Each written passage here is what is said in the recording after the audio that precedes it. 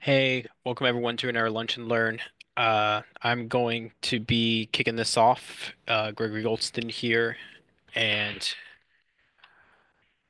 you can start all coming in. Highly recommend you check out the Decision Solutions Marketplace. It's a fantastic tool with a lot of great stuff. And then following that, of course, we have our forums that you can take a look at as well. Don't mind me, I'm just going to be configuring things on my end, and I'll let you all come in. It doesn't look like there's an error. Go to the left. You can start putting your questions in now, See by where the we have way. a subflow And and immediately. Marvin, I got both of yours, so we can even begin right on those. All the way. Here. See how we have the end So state I'm going to take these one at a time, accepted, created that data, it added. So it looks like it worked. and let me just flip over to a different screen, all right?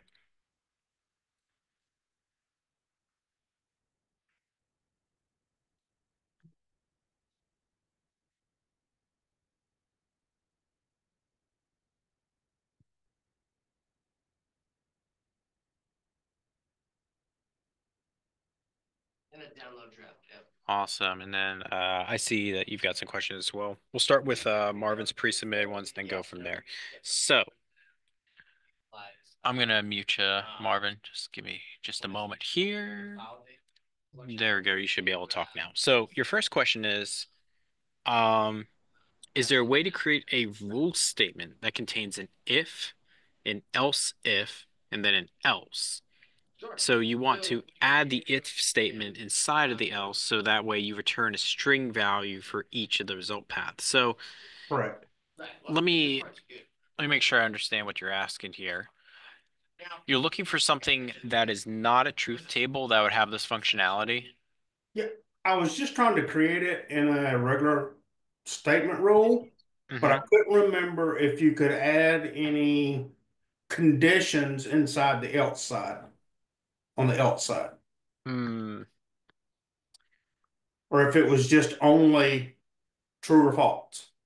Or, I know you can set the output type, but really Right. the question was that, an if would return one value and then else if some other criteria, else if, however far down I decided to take Okay. Let's see here. I just couldn't remember if that was even possible. Well, I believe it is. So let's see. If that equals then, Right? let's see here. Aha. That I wasn't sure. Nothing looked like. so then you're gonna add a rule collection, and that's what you're gonna add after the Hmm. invalid. How can we put if-else logic in something that is not a truth table? I mean, of course, the truth table is definitely the most specialized way to attain this functionality here. I So let's see. Can we? I mean, I made a truth table work, but if you've got long variable names, that truth table could scroll left and right indefinitely. Go ahead Hmm. Whereas, and put it back in. by doing it this way, you could kind of stack. Yeah, I do think the truth table is probably best to achieve this because this is like your else result here, right? So Right. I el was, go ahead. because it separates it into two paths, you would just basically be stacking rules at this point. So you have an if statement, right? This would be Marvin rule one. If it goes down the else path, then you're running another rule to Well, check I it. wouldn't necessarily run another rule. I just wanted to add another condition. And then go ahead Or and maybe I was move it missing something in the build. drill to the sort of that tag. And all that does is, as opposed to the not option originally. Yeah, I'm not sure if one singular rule is going to allow you to do this. Okay. Yeah, All with right. how it's created by default. You will probably have to either use the truth table option or create like a chain of rules that would accomplish the same Gotcha. functionality. Okay. All Yep, right. That's fine. That's fine. cool. I wasn't It, sure if I was imagining things or couldn't remember or what, but that answers the question. Just don't do it that way. yeah, truth table is specifically designed to handle that better. So let me go into your other question though. Let All me. right. And I did find that's partially false what I said, but we'll go to it after you read it. Okay. When entering a currency amount on a user-defined form, the value must be completely retyped if entered incorrectly. This is true for any numeric value where the number needs to be entered. I'm not sure about all that. Here's what I found. If you type a value in a currency box, as long as you stay inside the currency box, you're fine. But if you lose focus on the currency box and go to some other input, and then you click back on the currency box, say you notice you typed incorrectly, then it highlights the whole thing. You have to retype it all. Interesting. Okay, Put let's. a text box on there after that. Sure, absolutely. And that way you lose the focus. Well, I would put it after in this Now, case, but is scroll down here. yeah, make because I was actually starting with the amount and you tab to the next field, and then if you Hmm. go back, you have to retype the whole thing. Okay, well, let's create a At flow least that's my specific to that. observation. No worries, we'll take a look. All right, so we'll type up the currency flow here. We're going to grab our show form step, drag that here, pick our form. I'm going to pre-populate this as well so that we can change it. So our amount is going to start at $45 and our text is going to be, I was putting USD Okay. and then, I was actually starting with zero, but that's okay too. so let's debug this. So we go in here, we put in Hmm. our currency amount and then, I see what you're saying. So looks like this is a way to edit it. And then if I hit All tab right. and we change the focus, Right. right? And then if I Okay. click on this again, Uh-huh. I can. Now, I'm not get because I'm on that screen right now. So the way that I'm getting to this is I'm hitting the arrow keys. As soon as I hit an arrow key, it allows me to go into this text box and just change particular numbers in it. Okay. Yeah, so I've clicked on it, and then when I hit the arrow key, but I see what you're saying. By just clicking it, you're not able to actually select It's it. not intuitive. It is not. No, I see what you're saying. So you want to, unlike the text box where if you click into it, you can then just click on certain portions and change it. Exactly. But the currency one's requiring the arrow key. That is interesting. Hmm. Well, let's see if there are any configurations we can alter in here just to make sure that it's not something that can't be changed. So output only, output format, custom, a decimal two places, show separator, define into the initial values. There's the increment one, do not format whole number. Um, do not Yeah, format so I'm in the process of getting tested, but that's kind of how you would do it. hello, no. Process. It's just now there's testing.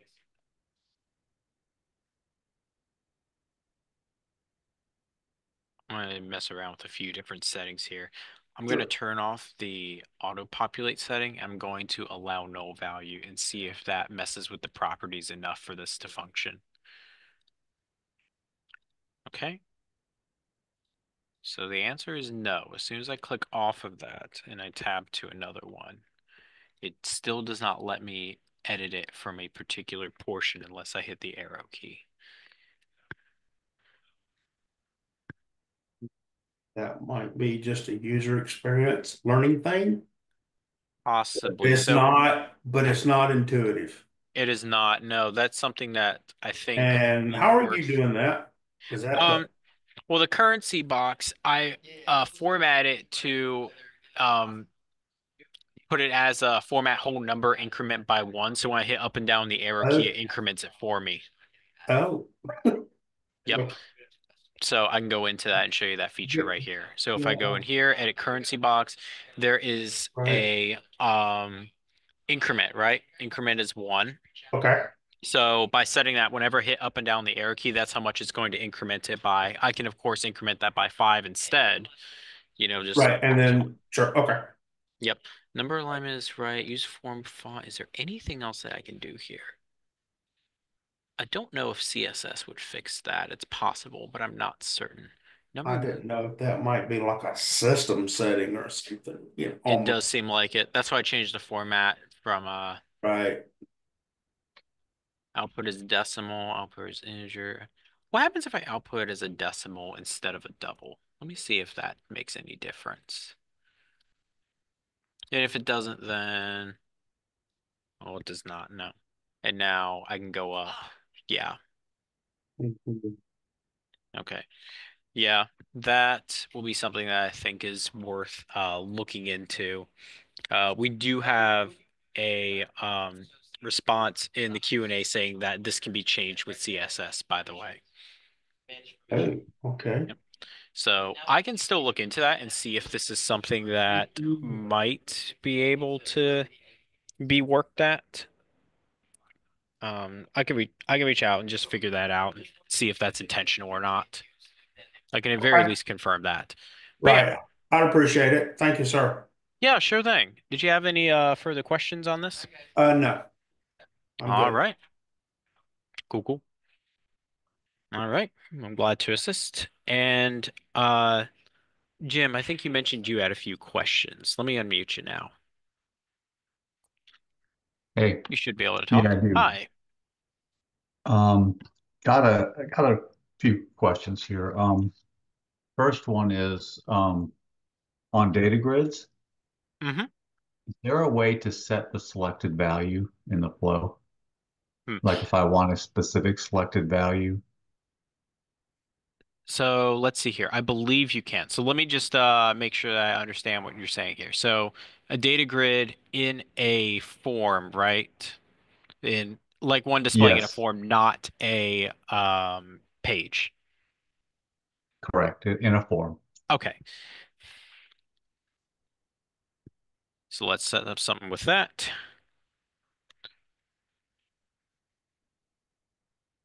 Move that up, just make it a little bit easier to read here. And then grid mode, single select type. Do I have Now any I user? was using output all as well, if that makes a difference. Yeah, I think single select might allow you to do this because I think yeah, you can select default items You with this. can, yep. Yeah, and then pass in the data name here. Well, oh, okay.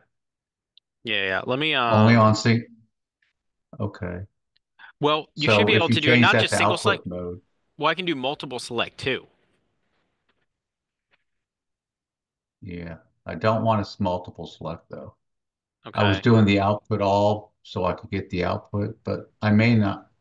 I may be. See, oh, okay, selected item. Let me see Yep. if that's on I my I checked select default items and that appeared by the way. select default items.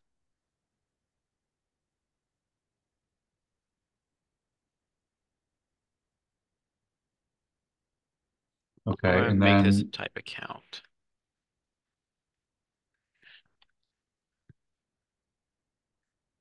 and so what do you do? Populate that row and it goes, I mean, because you don't have an item numbered, right? Right, I so mean, or is selected that, items data name. Let me see. Let me see exactly how this works. Oh, yeah, this might be hmm. Let me check something real quick. that's, Let's confirm how this I think works. that's just the name of the selected item that it's going to output. I don't know that you can actually um, Set one by default. set it. Let's let's figure that out. So we're gonna save this. What is it not like? What's it complaining? Oh, I need an output data name.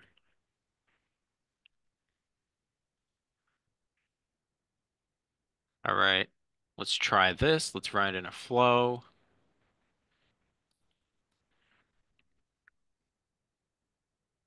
And we'll use a fetch entity step.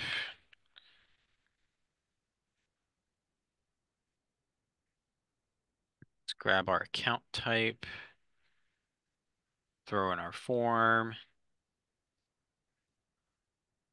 Ooh, whip up. That can go around. Don't need any fetch criteria on that. We'll sort that out here. Pick existing. And now selected accounts. That's what I was wondering, if I can pre-populate this here when I have that selected. So entity results, I'm just going to automatically do the first one. And then this one will just be entity results, of course. And let's debug this and see if this works. Oh, you know what? I didn't configure the report. That's on me. Whoop, my bad. Yeah. That would make more sense. All right. So let's do account ID. Let's do the email address.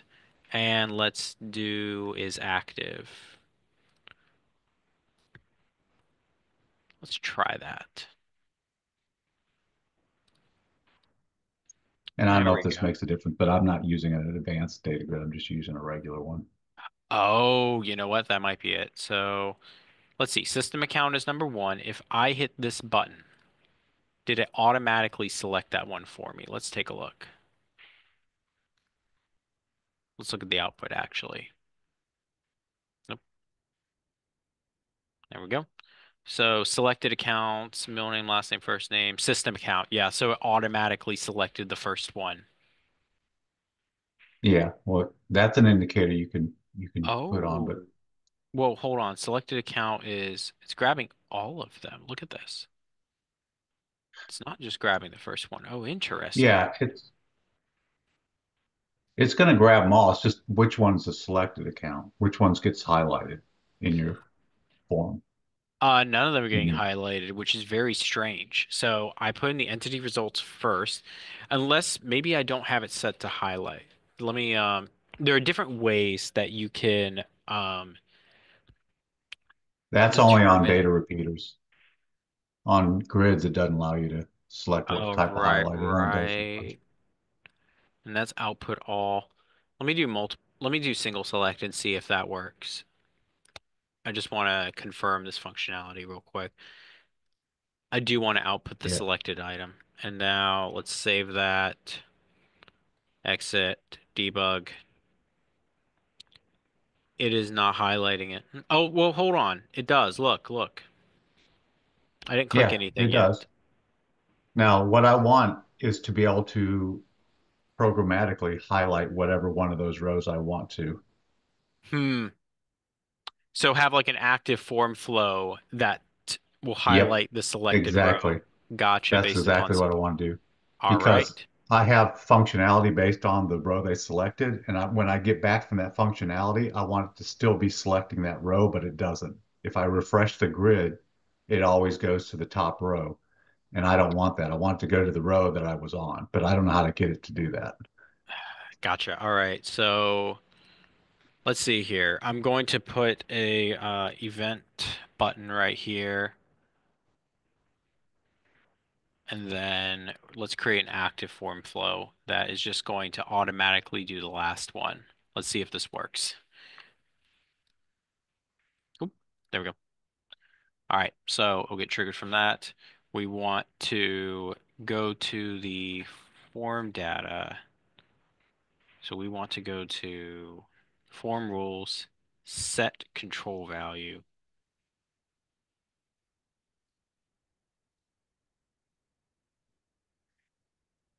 Mhm. So if I just select that, so I get my list of accounts. I don't need to change that. I don't need to change my list of accounts, but I do want to change the selected account. So let's go to our form data, advanced data grid, and I want the last one. What's this called? Selected accounts all. All right, so that's the all one. I'm going to ignore that. And let's see if this functions as we expect or not, real Yeah, quick. let's see. That'd be good if it did. Is blocking. Don't want to run it at startup. All right, let's see if this functions. Let's give it a quick debug. All right, so if first one selected, if I raise the event, what did my rule flow do here? So that's the output. Selected accounts, form control. Selected accounts is no. Oh, interesting. Because we're pulling it from the account, not the form input data. Hold on. So I think what we need to do in order to make this run is we can't pull it from the form data because it's not going to be the selected one on the form data. It's coming from outside the form, right? So we don't want to pull it from form data. We want to pull it from the form input data. Mhm. Well, there should be a type account in the form input data. Hello? Yeah. But once you get the form on the page and it's loaded, if you hit that event, then you're only talking about the grid now, the data grid, because it's already loaded. Right. So I think the only way But this would work is if we're passing in all of them into our setup input data. So let me do this real quick. Define input data. This is going to be type okay, account.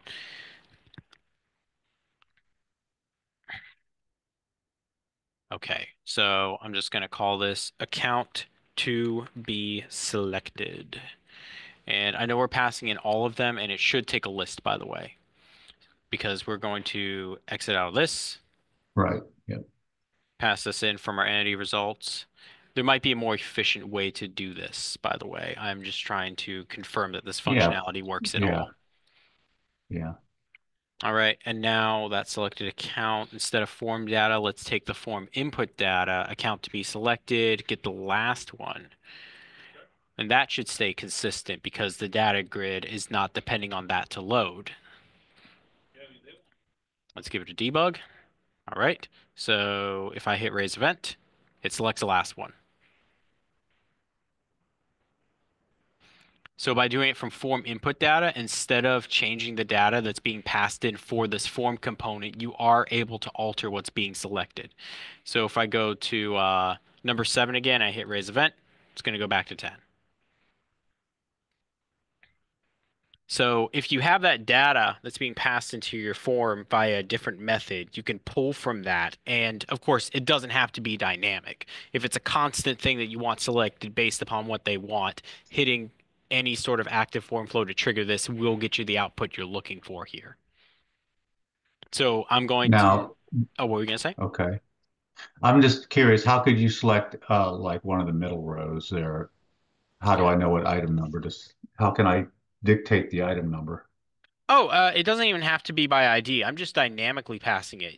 If you had logic here that says select account ID, so and so, right? You can just get that account. You could filter it. You could fetch an entity for it. There are a bunch of different options you can do. Like, I'm assuming you're not doing accounts here. You're doing something else, right? Yeah, it's definitely I wouldn't even know what the item number is Well, I would, but I mean I'd have to figure it out So from how, the so what's the hmm. logic, right? So they're doing something here and it selects something here for them. What are they trying to do So here? what's happening is they're selecting a row on that data grid. There's another and what it does is there's a bunch of data on there. So I'm not displaying all the data that's on there. I've got another section of the form that displays all the data that's in that row. Okay. And they can edit it, they can add to, yeah, they can do whatever they want. But when they're done and they click I'm done, then I want it to go back to this data grid on the row that they were on. Right now, it's just defaulting to the first row whenever they're done editing the data. Whenever they're done editing it. And when they edit it, is this inside of a sub dialog button? Yeah, Okay, yeah. gotcha.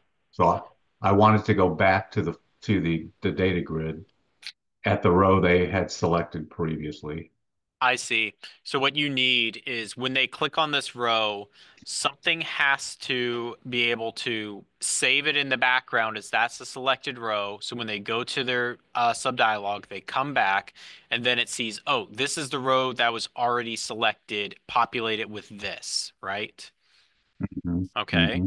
There Yeah. might be a way to do that actually. So same sort of concept here, but instead, when you click on it, it automatically changes it to the selected account, right? So that's going to be the item that's selected, and we can get whatever that index is potentially, or at Right. least the ID or something like that.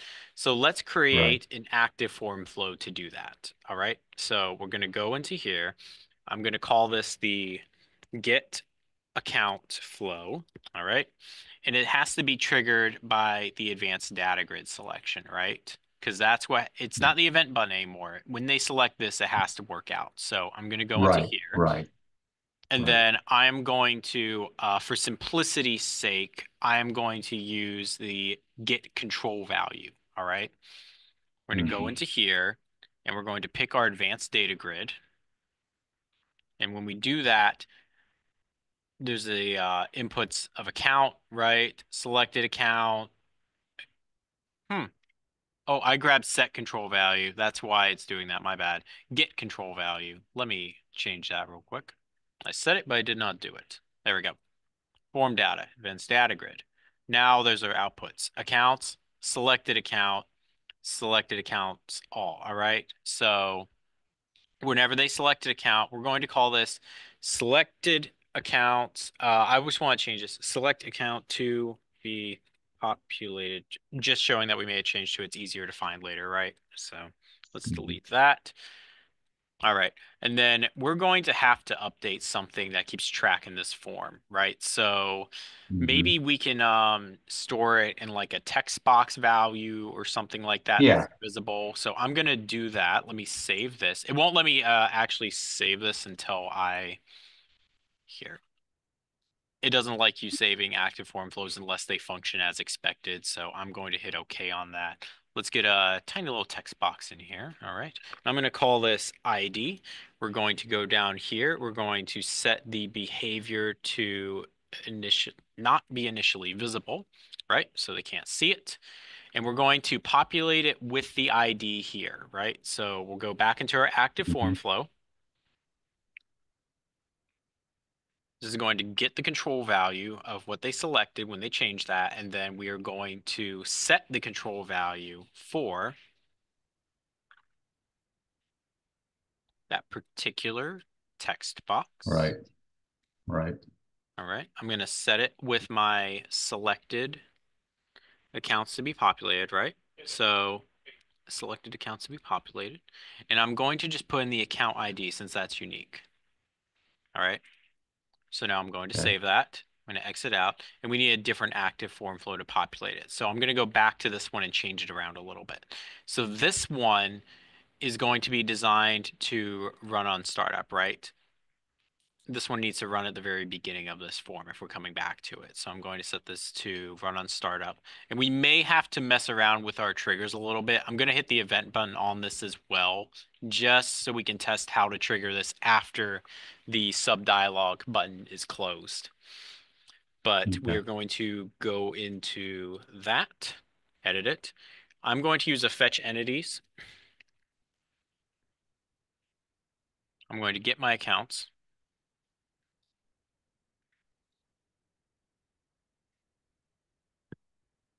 And again, if you have a different kind of data type, there are different ways to do this. This is just proof of concept, Yep. right? Yep. Yep. So account ID equals form data, ID text box, value. Save that. Set the control value with our entity results.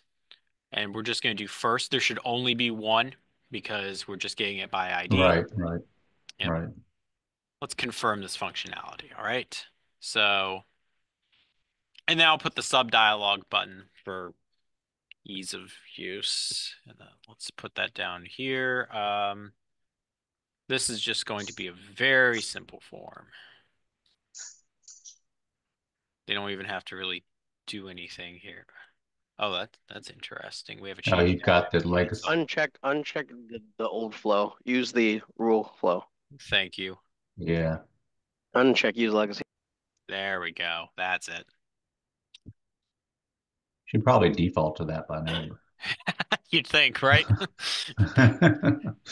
All right. I get stuck by that all the time too. I go in there, there's two end steps. I'm like, what? Oh yeah, forgot.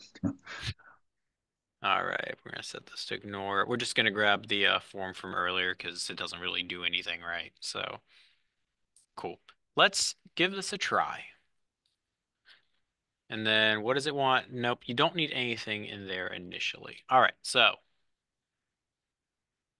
I'm gonna select number 3 here, right? I had the rule folk kick off for the fetch entities. It's gonna set the control value. We should have the other one that ran, right? Because I clicked on 3. So get control value, set control value. Yep.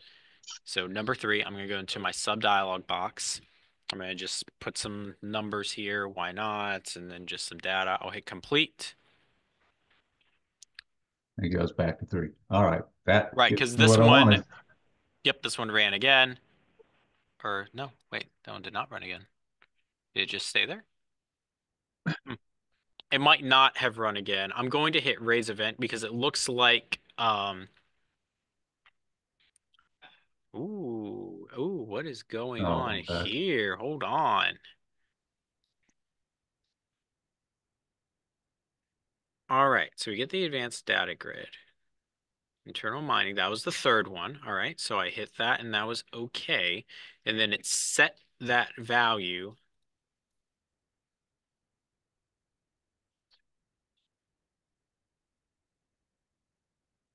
And then this one,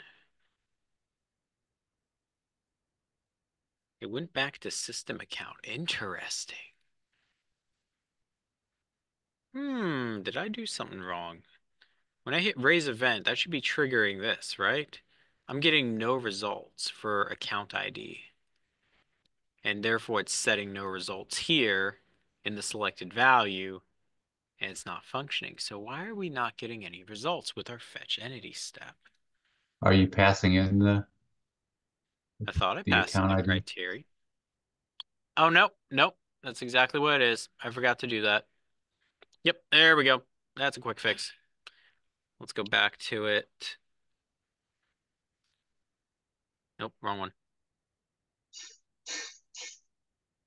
Yeah, I didn't pass in that correctly. So account ID equals form data ID text box, and I want to get the value of that. So for some reason, it's not fetching that correctly. I'm going to break this up a little bit into our form rules to get the account data. So we'll get the control value just to make sure this is working as we expect it to, right?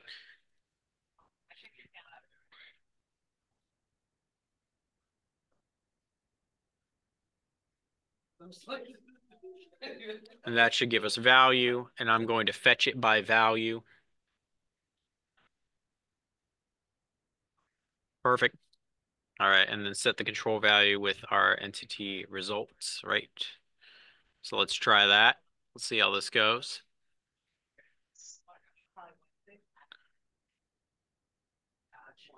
All right. I'm going to click on number 5.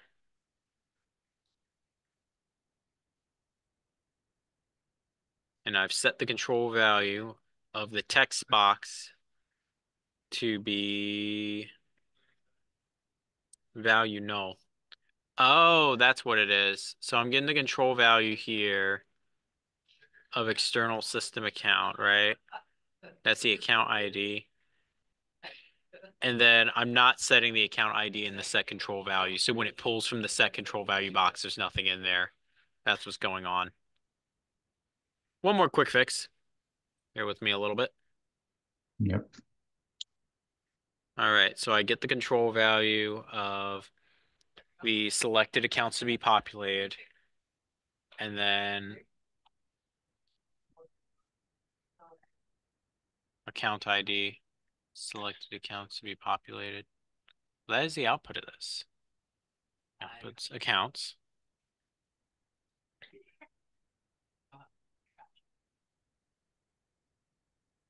This should not run on startup. This needs to run on something else. It doesn't run on startup. Okay. So selection change with that should change that. Cool. And then our main active form flow. I'm going to remove the run on startup component here. Mhm. All right. Let's give it another try. So we're going to click on 5. Going to go into our sub dialog box. Just put some stuff here, right? I'm going to hit complete. And it is staying on Goes back to 5. five. That's what we wanted. That's interesting.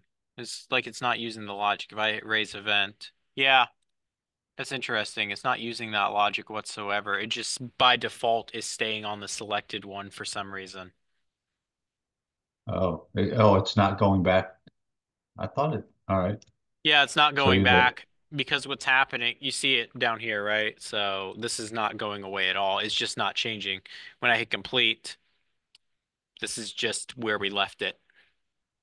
That's what I want, though. That seems to be the default behavior, which is not what I was expecting, but that's kind of nice. No, that's not what's happening with mine. I have to go look at how I've got mine set up. I'll rewatch this video and see how you set yours up because mine's going back to one all the time when I come back. Interesting. And it's just a side dialog box, right? Is there like a separate tab here or something? Or I've done it two ways. I've done a sub dialog, but then I've also had just another part of the form where I've got logic that does the updates and adds and all that to the grid itself, and then just returns the grid. Um, hmm, I populate the items in the grid again, just to update it. But right. what's showing in the grid is only a couple of fields on that record, not the whole thing, because there's tons of fields. So that's why I had a separate area to edit it. I didn't Hmm, want to edit it in line in the grid. right. That makes sense. That makes sense. So you select that sub dialog to edit it. That way it's not this whole complicated mess and then Correct. And then when I goes back, I just want it to go back to the line that I select. But I am kind of updating that grid behind the scenes with because they could because part of my logic might actually change one of the fields that's on that grid. So I do want to update it okay, when it comes back. that could be what's causing it. If you're updating the grid and repopulating it, it may not be repopulating the selected one. That could be what's going on then. Okay, so I'll take a look at that. I think all I may have to do is update that selected row, and that should do it. It's possible, yeah. It's we're able to do it with the raise event. We don't have the dynamic configuration currently set up because it's setting it to the first one, right? But as you can Yeah. see, you do have ways to trigger which one's selected with events in the background. Okay.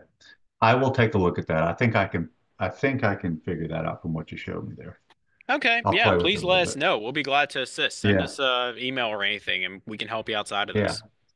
Okay. One more question about a step. If you can drag a step over onto this flow right Sure. here real What step are quick. we looking for? Drag the step update item by index.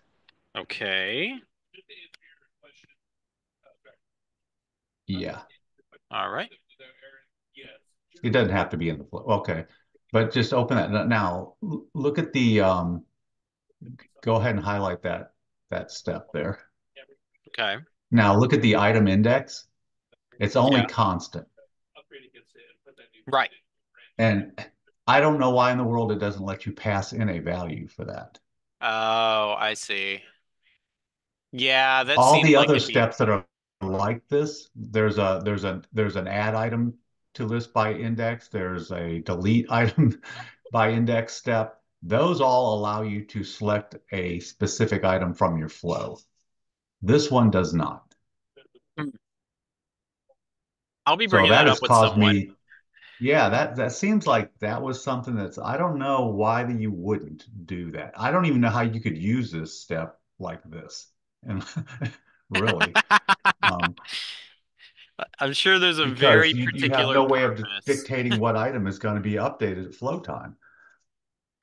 Yeah, you'd have to, man, I mean, yeah, it's at very, that point you're getting a what is it? You're getting like a string match step for like five of these that all have different indexes. Yeah, yeah, you'd I have see to do what you're something saying. funky, which it defeats the purpose of the step. What I had to do is do a for each loop to update my items in a list because I couldn't figure out how to do it. Um, Mm, this is the step that should allow you to do it. And I was able to do the add and the delete, but not the update. right, because yeah, you can add item by index as well. Just for comparison's sake, here, let me put index here so everyone else can see. Remove item by index, get item by Um, index.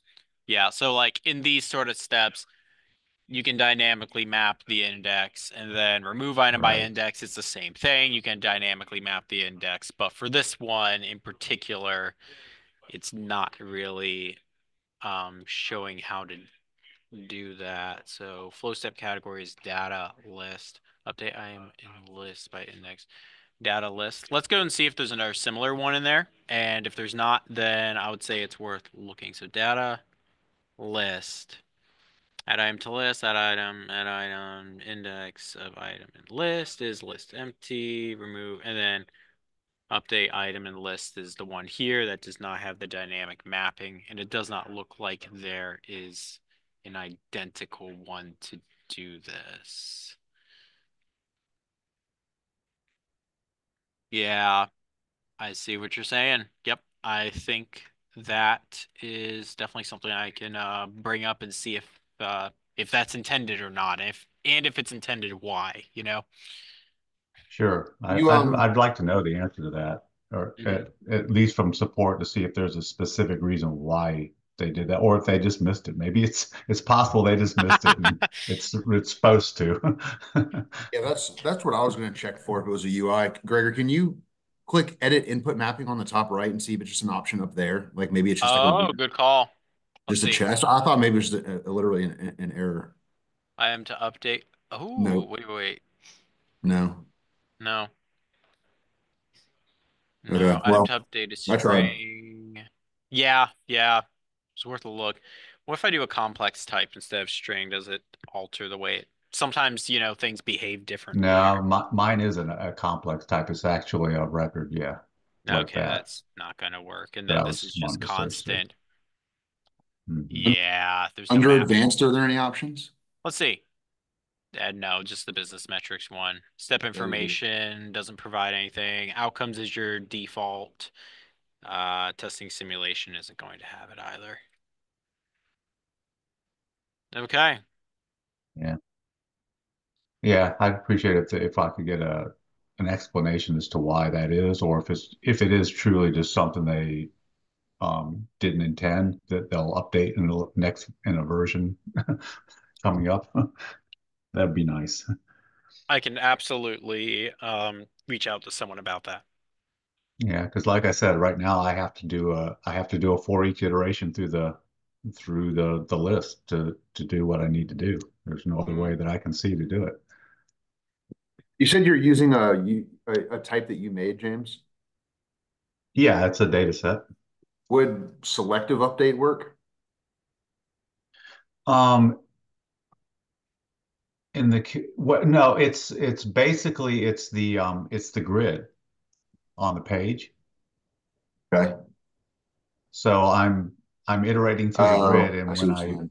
when I want to update that a row, I need to know what row it is that Yeah, that and makes the way sense. I've got it, one of the fields on that table behind the scenes is basically a sequence number that basically is one off from the index, so I always know what row I want to get. So um Mm. yeah, I was using that to just update the grid. So I don't have, because I don't want to do an actual update to the entity at all until that page is done and they've said, yes, everything I've done is locked in now. I'm good to go. Then I'll take that grid results and update my entity. I see what you're saying. Yeah, I'll take a look into that. and I will send you an Okay, email regarding what I find from that. You'll get an update one way or the other as far as what the answer is. sure, that'd be great. Absolutely. All right. We got about 10 more minutes left. Did anyone else have any questions?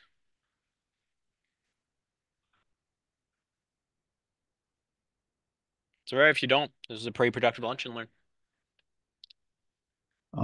If no one else does, I have a couple of quick ones. Yeah, sure. Just questions on functionality. Hmm. With the catch exception, if you do a exception in a flow, Hmm. does that catch exception is that populate down through subflows and active form flows and things like that within a page if there's a form on the flow? It will capture errors that occur in subflows. I don't think it will capture active form flow errors. That I'm not sure about. We need to test Okay. that real quick. I know it will Okay. capture subflow errors though if you put this in the main flow. But Okay. All right. yeah, let me see. I mean, we can create an error right now and make this, let's create an active form flow error, shall we? So let's add it. Main active form. No, we need to call this something else. Errored active form flow. This will just run on startup and create an error, hopefully. Yeah. Yeah, I Just do it. don't think. Just do a exception. Um, Right. Let's see. What's something that'll error out? Emails will always error out, right? Because I don't have oh, anything. can't you just force an exception in there to create a success? What is the step? There's a step to create an exception. Throw exception. Throw exception? Yeah, throw Yeah. exception. You can Yeah, just do we can do that. that. See if it allows that. I'm wondering if it'll allow me to save if I do that. Because Oh yeah, because it doesn't have an right, output. it's an active form flow. Yeah, you can't do that. That's yeah. All right, yeah. Yeah, the email will probably do it Yeah, because it won't be exactly. Nope, if I can spell right. if you don't have an email server set up to this. Or I don't even I can just constant just some random stuff, right? And then if I have a subject and a body, it shouldn't yell at me. And then I'll go into where to go? SMTP settings. Don't use the default. And then this is all just going to be absolute garbage. What if you just save it as an invalid flow? Well, active form flows have a validation to Oh, not that's let you right. do that. My bad. Yeah, no worries, no worries. And then we're gonna that should run on startup, right? That's where we have that set to run on startup. Okay. Yeah, I don't think it captures errors that occur. Let's Mm, in the active form flow. Yeah, so this okay. is erroring out, right? Yeah, we're not Yeah, it capturing the is, but it's exception. yeah, but it's not a capture in it, right? Right. It Right. will catch subflows though. Any subflow you got, it'll grab it here. Okay. Well, that's good to know. And that's true, of course, if you set that um the error handling in your project, right? If the If error handling is set at the project level, mhm. is it kind of the same as doing a catch exception at this top flow level? Kind of. That depends on how you configure it. Yeah, you'd want to probably set this at the project level anyway, right? So catch exception, send this to like a Right. log step, something Yep. unique, and Yep. then Yeah. Yeah, we got a whole flow that does that. But yeah, I was seeing that behavior where it wasn't really I noticed stuff was not being caught by my active form flow, so that answers that question. yeah, the active form I'll have flow to is do something. it's a special type of flow with a unique behavior that is not the way that it Mm, handles synchronous or asynchronous steps in particular is kind of weird. Like you mhm. see how you can't add any asynchronous steps in, that affects how it's viewed in the main flow context. Okay. All Yeah. right, I'll have to keep that in mind because that's an extra layer that we'll have to do interactive form flows, which is I to should make sure mention that you those can still don't error. log stuff in your active form flows. You can still use log steps and write errors to it. You just don't have a catch Right, exception. that's what I'm saying, though, is I have to specifically do something in my active form flows if I want to catch any exceptions. Unfortunately, yes. Okay. All right.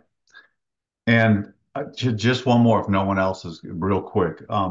When I tried to set up an exception handler on my project and I Hmm. went to select a flow, nothing's coming up. Is there a special type of flow that it has to be? Exception handler. Hold on. Yeah, like if you go to your project in a project, Okay. And then I go to manage and under yep. configuration, No, it's under activity.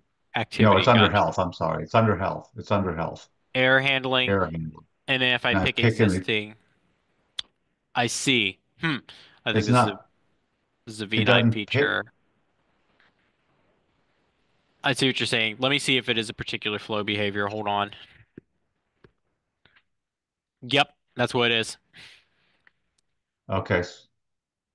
So I have to, let's see, what do I Now have to you do? can change Oh, a default flow behavior, right? So I can go into this right here, properties, settings, flow behavior, yeah, error yeah, handling, yeah. easy Okay. as pie. Yeah, I thought that's probably was the case. I just hadn't had time to look it up before lunch, and that's why I saved it to last. All right. That answers that question then. Cool. That's all I had for today. All right. And I think that looking how as no one else has posted any other questions, I think that's gonna wrap it up for Lunch and Learn today. Thank you all for attending. Hope you all have a wonderful rest of All your right. week. All right.